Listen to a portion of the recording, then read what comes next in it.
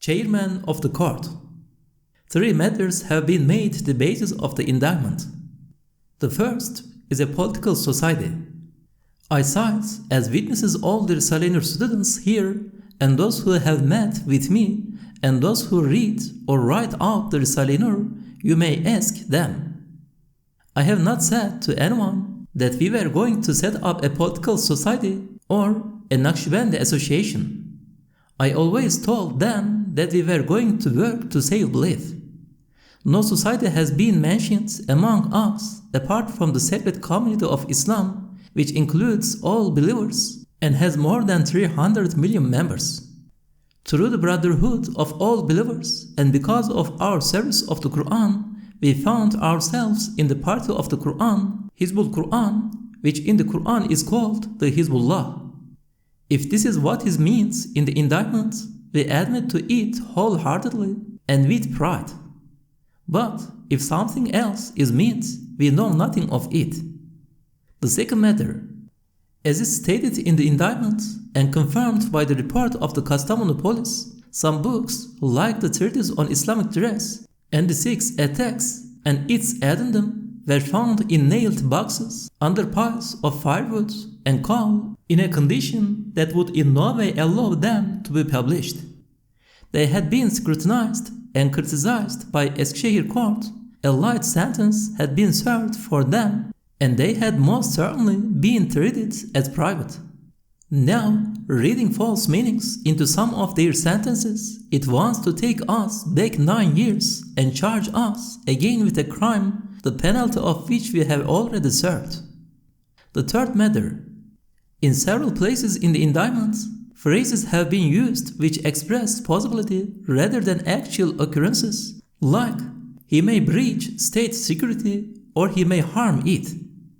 It is possible for everyone to commit murder, but are they to be charged with it due to the possibility? Prisoner Said Nursi. In his name be he glorified. Chairman of the court. I present my defense, which is in the form of a petition I sent to the departments of government in Ankara and to the president, and the reply from the Prime Minister's office, which shows that they recognized its importance. Contained in this defense are decisive answers to the unfounded and offensive suspicions that the prosecution have leveled against us. There are numerous untrue and illogical things in the report of the committee of experts from here, which was based on the superficial and malicious reports of other places. My objections to these two have been presented. In short, as I stated before, I told Eskişehir court when they wanted to convict me under Article 163 out of 200 deputies of the Republican government, the same number, 163, agreed to assign 150,000 liras to my madrasa in one. In which case, the government's regard for me invalidates Article 163 as far as I am concerned. Although I told the court this, the committee of experts falsified what I said and wrote. 163 deputies opened proceedings against Said. It is because of this totally baseless accusation of that first experts committee that the prosecution is making charges against us. This is in spite of the fact that the Risale-i Nur had been referred on your decision to the highest learned and scientific committee, and having studied and scrutinized all its parts, the committee unanimously made this statement about us. There is nothing explicit or inferred in the writings of Said and the Risale-i Nur students which suggest that they harbor any intentions to exploit religion or sacred matters, encourage the breaching of state security, or to found a political society, or to conspire in any way against the government. It is understood that in their correspondences, Said's students did not nurture any evil intentions against the government or have the idea of founding a political association or establishing a Sufi order. The second committee of experts also stated unanimously that 99% of Said Nursi's treatises are both sincere and disinterested and have in no way departed from the principles of scholarship, reality, and religion. There is clearly nothing in them exploiting religion or concerning the formation of a political society or breaching security. The letters and correspondence between the students and between them and Said Nursi are of this sort. Apart from 5 or 10 confidential, complaining, and unscholarly pieces, all the treatises expound Qur'anic verses or the true meanings of hadith.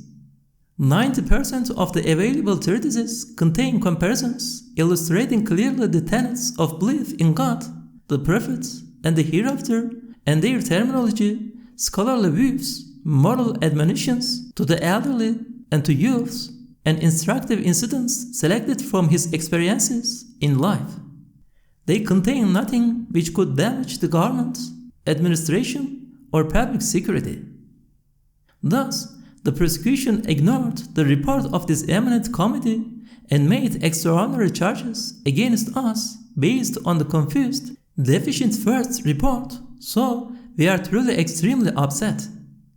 We in no way deem it fitting for this just court with its proven fairness. If there be no mistake in the comparison, it resembles this story. They asked Bektashi why he did not perform the obligatory prayers. He told them, "It says in the Qur'an, approach not the prayers." When they reminded him that the verse continued, "When you are intoxicated," he told them, "I have not memorized the whole Qur'an." They take a single sentence from the Risale-i Nur and disregarding what follows it, which puts it in context and explains it, use it against us. 30 to 40 examples of this are to be seen in the defense I shall present when comparing it with the indictment. I shall recount a subtle incident which is one of those examples. The prosecution in Eskişehir court used a phrase about Risale-i Nur's instruction in belief that was anyway the result of an error, like it corrupts the people. Although it later did not use it, one of the Risale-i Nur students called Abdul Razak said a year after the trial, "You unfortunate! The Risale-i Nur has received the indirect praise of 33 Qur'anic verses. Its value for religion has been established by 3 miraculous predictions of Imam Ali, may God be pleased with him, and the powerful allusions of Gawsul Azam, may his mystery be sanctified. These 20 years it has caused the government no trouble whatsoever, and besides not harming anyone at all, has illuminated and guided thousands of the sons of this land, and strengthened their belief, and rectified their conduct, and yet you call that guidance corruption. You have no fear of God. May your tongue be cursed." Now, the prosecution has seen these words of that student, so I refer to your fairness and conscious the expression, Said has spread corruption. With the idea of interfering in the social teachings of the Risale-i Nur, the prosecution said, the place of religion is the conscience. It cannot be tied to laws and regulations. Formerly, there was social unrest because it was tied to laws. So, I say, religion does not consist only of belief. Its second half is righteous action. Is fear of imprisonment or being seen by a government detective sufficient to deter the perpetrators of numerous grievous sins which poison society, like murder, adultery, theft, gambling, and drinking? If that were so, there would have to be a policeman or detective stationed permanently in every house or at everyone's side even, so that obdurate souls would restrain themselves from those filthy acts. Whereas, in respect of good deeds and belief, the Risale-i Nur places a permanent immaterial prohibitor next to everyone. It easily saves them from bad deeds by recalling the prison of hell and divine wrath. Also, due to the signature in one treatise of a wonderful and extraordinary coincidence, the prosecution made a meaningless inference, saying, the members of a political society are the holders of signatures of the sort in the account books of tradesmen and innkeepers called a society. There was a similar baseless accusation in Eskişehir court. When I replied and told them about the treatise called The Miracles of Muhammad, upon whom be blessings and peace, they were astonished. If we had formed a worldly society, the people who had suffered so much harm on my account would certainly have fled in total abhorrence. This means that just as I and we have a relationship with Imam al-Ghazali, which is not broken off because it pertains to the hereafter, not to this world, so these innocent, sincere, pure religious people have displayed a powerful attachment to an unfortunate like myself for the sake of his teachings about belief. This has given rise to unfounded suspicions of an imaginary political society. My last word is, for us, God suffices, and He is the best disposer of affairs. Prisoner in solitary confinement, Said Nursi. This piece is very important. In His name be He glorified. An important part of my final word. Sirs, Chairman of the Court, take note. Since to convict the Risale-i Nur and its students is the equivalent of convicting the truths of the Qur'an and belief, it is to try to close up, directly on account of absolute disbelief, the highway taken every year for 1,300 years by 300 million Muslims, leading to reality and the happiness of both worlds, and it will attract towards yourself their revulsion and objections. For those on the highway assist with their prayers and good works those who have already passed down it. To convict them will also contribute to a doomsday breaking forth over this blessed country. What answer will you give at the last judgment when you are asked in the face of those 300,000 million claimants? You did not interfere with the French work by Dr. Dazi called Tarih Islam, which from beginning to end attacks Islam, your country, and your religion, nor with the works of atheists in your libraries and their free availability, nor with the students of those books who formed themselves into illegal societies, nor with the societies who opposed your politics, like the communists, anarchists, the old revolutionary societies, or the negative Turkists. So, why have you interfered with the readers of a work of truth and reality like the Risale-i Nur, a true commentary on the Qur'an, and its students who have no connection with politics whatsoever and have taken the highway of the Qur'an and believe solely to save themselves and their fellow countrymen from eternal annihilation and solitary confinement? And why have you called the friendship and brotherhood of those sincerely religious people, which looks only to the hereafter, a political society? You have convicted them under a bizarre law, and that is what you want. We ask you the same thing.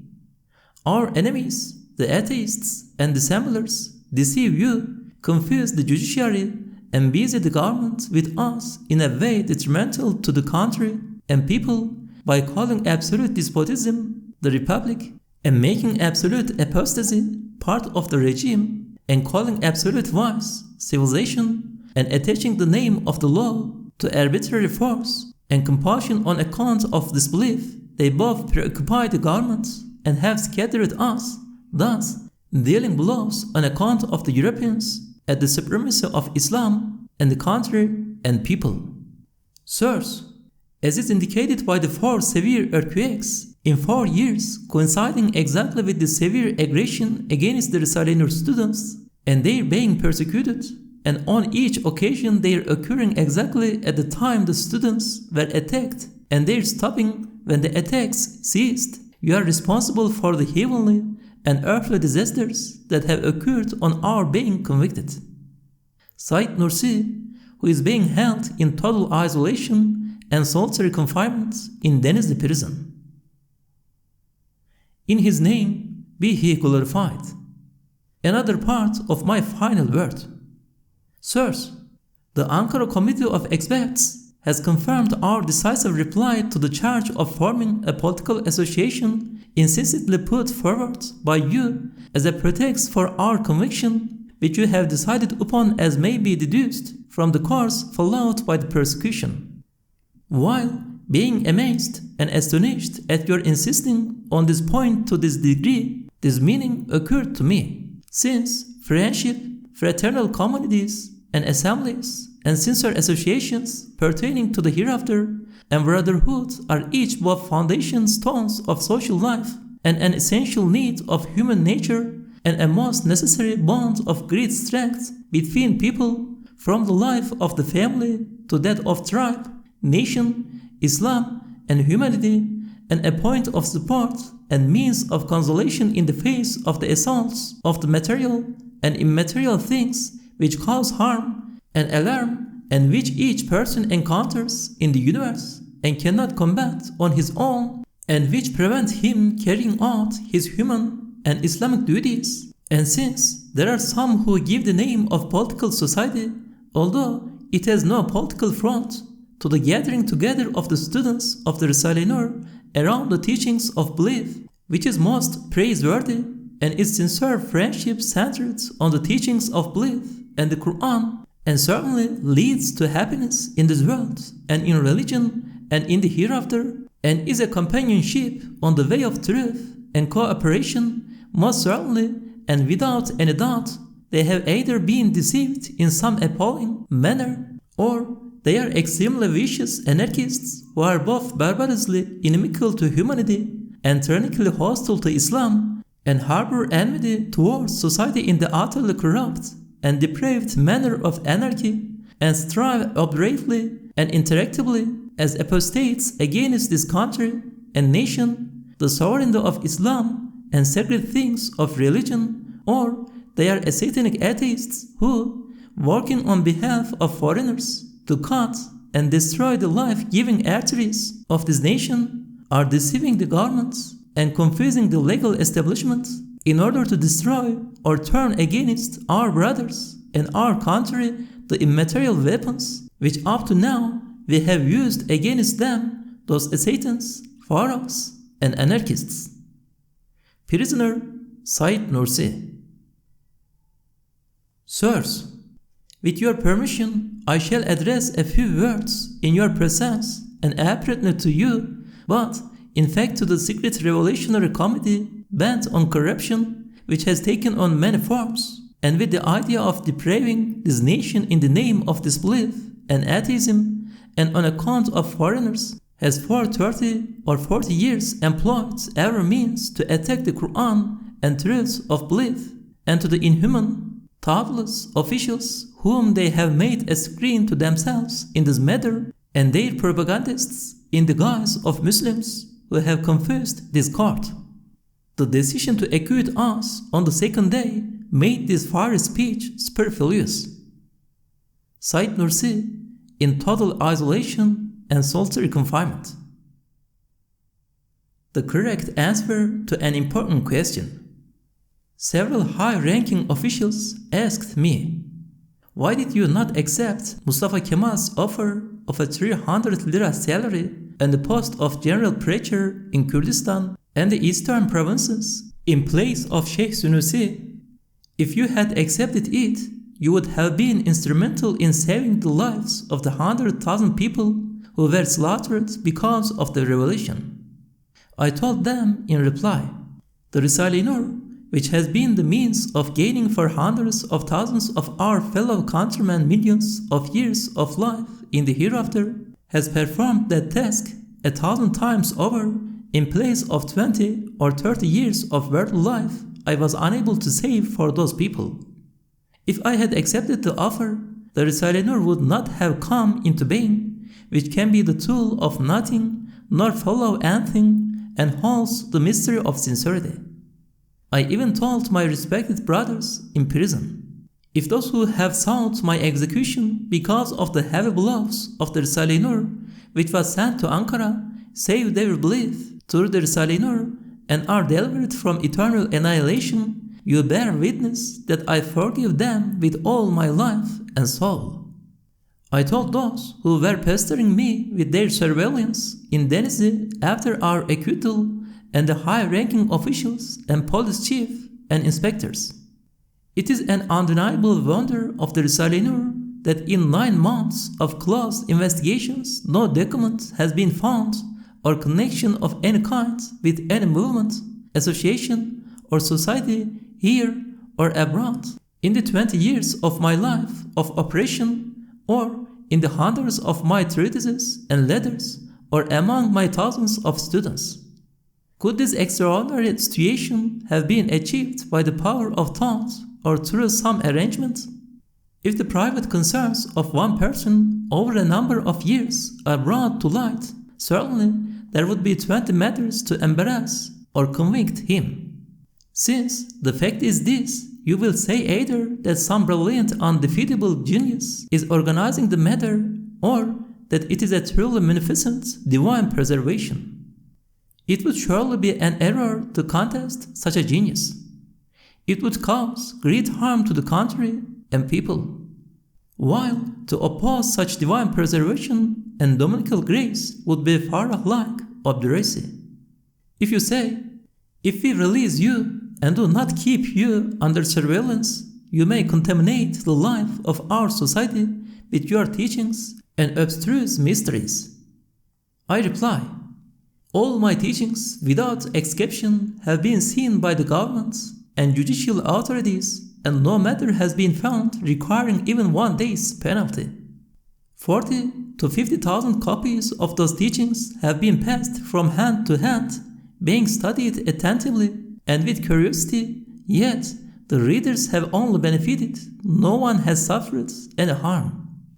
Also, since both the former court and the present court could find no indictable offenses, it is an ugly and meaningless injustice for you to interfere with our acquittal granted unanimously by the new court and with me and the Risale-i Nur, as it proved decisively by the former court only being able to give sentences of 6 months each to 15 out of 120 of my brothers who were being held in prison only arbitrarily and on the pretext of 5 or 10 words out of 130 treatises for the sake of an important personage in the eyes of the world. Moreover, I have no new teachings and none of my secrets have remained hidden so that you should try to modify them through supervision. I am now very much in need of my freedom. Enough now of the unnecessary, unjust, and meaningless surveillance to which I have been subjected these 20 years. My patience is exhausted. There is the possibility that due to old age I shall utter the curses that up to now I have refrained from uttering. The size of the oppressed rise to the divine throne is a powerful truth. Then those tyrannical wretches who occupy high places in the eyes of the world said, not once in 20 years have you worn our headgear. You have not uncovered your head in the presence of either the former court or the present courts. You have presented yourself in the former attire, whereas 17 million have taken to modern dress. So I replied, rather than wearing through a dispensation of the Sharia and under the constraint of the law, the dress not of 17 million or even 7 million, but with their own consent and sincere acceptance of 7,000 European smitten drunkards, I prefer to wear, in conformity with the Sharia and fear of God, the dress of 7,000 million. It may not be said of someone like me who for 25 years has withdrawn from social life, he obstinately opposes us. Even if it was obstinacy, since Mustafa Kemal could not break it, and 2 courts could not break it, and the authorities of 3 provinces could not smash it, who are you to struggle pointlessly to break that obstinacy to the harm of both the nation and the government? Even if he was a political opponent, since, as you have confirmed, he has severed all his connections with the world these last 20 years, and has in effect been that he would not be again raised to life, meaninglessly become involved in political life, causing himself considerable harm and struggle against you, it is therefore lunacy to have groundless fears about his opposing you. Since it is a lunacy to even speak seriously with lunatics, I am giving up speaking with those like you. I said, whatever you do, I won't feel obliged to you, which both angered them and silenced them. My final word is, for us God suffices, and He is the best disposer of affairs. God suffices me, there is no God but He, in Him do I place my trust, He, the sustainer of the throne of glory supreme. What I said this time in my short defense. The compassion, reality, and truth of the Risale-i Nur prevents us from involvement in politics. For innocents are afflicted with calamities, and we would have been unjust towards to them. Some people wanted an explanation of this, and I told them. In the present stormy century, the egotism and racialism proceeding from cruel civilization and the military dictatorships resulting from the Great War and the pitilessness arising from misguidance have led to such extreme tyranny and excessive despotisms that if the people of truth defend their rights through physical force or through severe tyranny, numerous unfortunates will be scorched on the pretext of partisanship, and in that situation they too will be excessively tyrannical and will be defeated. For those who act and attack out of the above feelings on some petty pretext strike at 20 to 30 people because of the mistakes of one or two and destroy them. If on the way of truth and justice, the people of truth strike only at the one who struck, they win only one in the face of 30 losses and are then in a position of defeat. If, in accordance with the unjust rule of responding in kind, the people of truth also crush 20 to 30 people due to the errors of one or two, they will then perpetrate a ghastly injustice in the name of right. This, then, is the true reason for our having strenuously avoided politics and interfering in government, and for our aversion towards it. For the power of truth we have at our disposal is such that we could have defended our rights completely. But since everything is transitory and passing, and death does not die, and the door of the grave does not close, and if one suffers hardship, it is transformed into mercy, we shall surely place our trust in God, in patience and gratitude, and be silent. To forcibly and harmfully break our silence is totally opposed and contrary to justice, fairness, and patriotic zeal and endeavor. To conclude, the members of the government, the politicians, the administrators, the police, and the judiciary have nothing at all over which to struggle with us. At the most, through the bigotry of absolute unbelief, which no government in the world can defend, and no one in their senses likes, and the bigotry of atheism, which arises from materialism and is a fearsome plague of afflicting humanity, and through their evil, certain coward atheists deceive a number of government officials, excite their suspicions, and incite them against us. And we say, if they incited not a few suspicious people like that, but the whole world against us, through the strength of the Qur'an and divine grace, we would not flee, we would not lay down our arms before that apostatizing absolute disbelief and that atheism. Said Nursi.